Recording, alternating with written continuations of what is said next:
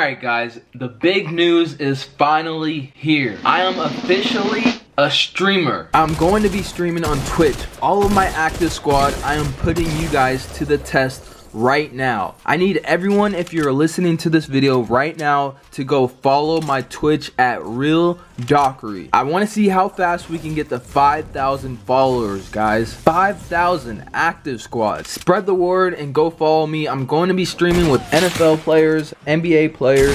It's just going to be lit. I can also talk to all of you guys finally now, and it's gonna be a lot of fun. My first stream is going to be this weekend, so let's get the 5K before the weekend. Stay tuned, guys. Also, YouTube is the first to know, so please go follow me right now and get ready for some dope streams coming. I love all of you guys. Deep drop from Manning to left around Stavella. Dockery! NFL, how they supposed to pray to God if they keep waking up in hell? Been there so long they got. What's good, everybody? I really hope you guys are all having a blessed day, because I am, man. I'm back. Before we get this video started, I just want to say real quick, some motivation for all my fans out there watching is do what others won't so you can have what others can't. It's okay to be different, and I love telling my fans this all the time. It's okay to be different. The people who are successful are different. They're not the same as everybody else, or else they'd be average. And the reason why I thought about this today was just because a follower messaged me today. He tweeted me today on Twitter, and he said this. Let me just show you guys. First of all, shout out to my homie Christopher, because he's grinding. He said, "I'm the only one on JV that stayed after practice today."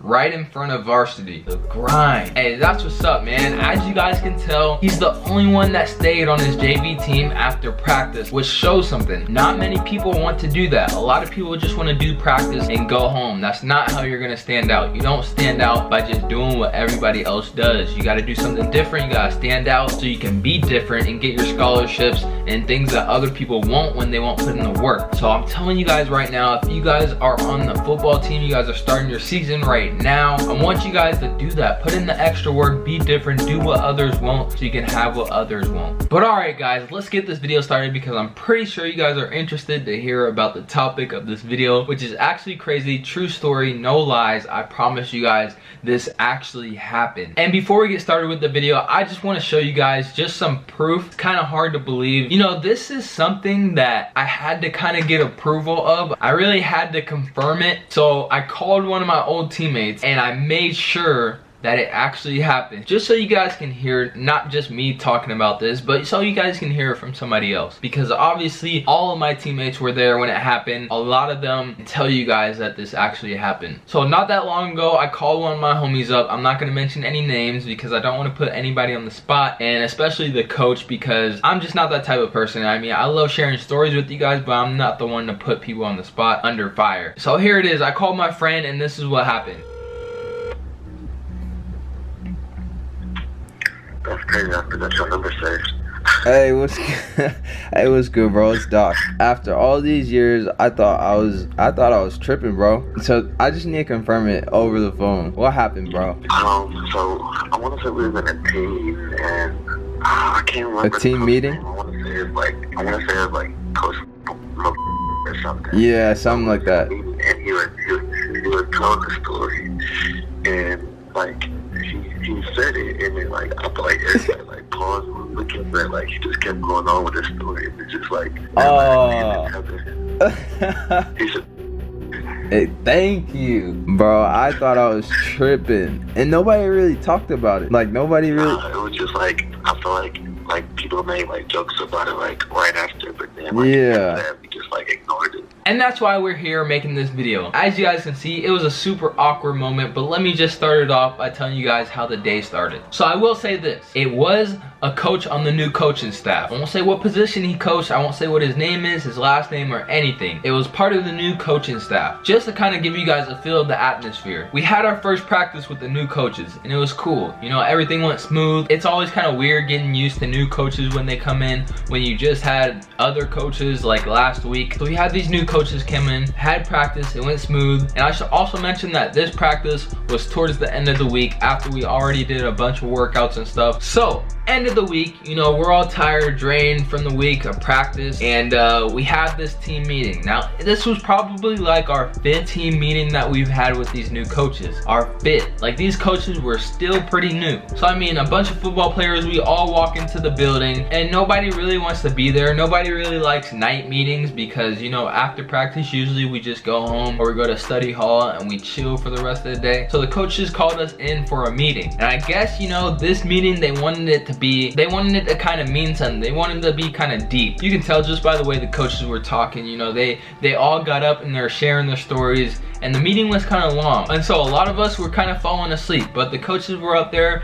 they were telling us their stories and how they grew up. Some of them were interesting, some of them were boring. I would say we're towards the end of the meeting. We're all sitting in there, every position, every player on the team is in this meeting, all the coaches are in this meeting, the staff is in this meeting, so it's not just the coaches and players, you know, it's also the tutors, the weight room coaches, the trainers, the people that take care of us. So everybody was in this meeting. One coach gets up. Now, I'm not gonna say anything, I'm not gonna mention it. Like I said before, I'm not gonna mention his name or anything. And so the coach stands up. I'm not gonna try to speak for everybody on the team, but not that many people liked him just because of the way his attitude was, the way he coached and yelled at people. So this coach got up, he walks to the front of the meeting room. It's his turn to speak. He starts talking about his story and how he grew up. He was growing up on a farm or something. Talked about how his parents were raising him to play football. He talked about some of his accomplishments, and then he started getting to the point where he got a little older. Now, if I remember correctly, and this is one of the reasons why I had to call my friend, was because it was so long ago. I had to make sure, guys. I had to make sure. So he's talking about this one story in particular. He's talking about him being a coach in his younger age. I think he mentioned how he was a college student and he was coaching. So I mean, obviously this dude, he was an adult, he knew what he was doing, so he was coaching. He was talking about one player specifically on their team who is obviously African American, because we found out either way. And this is exactly how it went. I'm just gonna kind of play something. I'm not saying this is the coach that said it or anything. I'm just gonna kind of play something just to show you guys a visual of what happened and how the atmosphere was in this team meeting room. I know the best way to tell you guys a story is by visual, so I gotta show you guys something to kind of tell you guys how it went. I'm not saying this is it or anything, I'm just saying this is how it went. You know, when I was growing up in my younger ages, when I was a coach, I was helping this kid out, and this... It's unacceptable!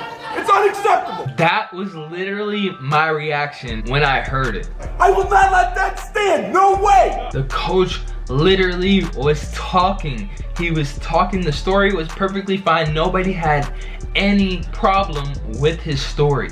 You just violated our children! Honestly, guys, I'm just gonna say right now, like I said before, everybody in the meeting was super tired. People were half awake. Some people were sleeping, woke straight up from whatever nap they were taking. Everybody was looking at each other because nobody knew what happened. Like, it was just a shock to everybody. It was so awkward. Nobody thought it was real. My brain tried to tell me that it didn't happen because that just made no sense why he would say that. I knew he said it, and my brain just wouldn't process it. The only reason why nobody said anything, I think, is because he just kept going like it didn't happen. So because he kept going like it didn't happen, it made a lot of people second guess if he actually said it. But you can tell everybody in the room was so confused. They're all looking at each other like, no way, that just happened. But man, this dude really was, he was talking about an African American player, and he just kept going, and he kept going, he kept going.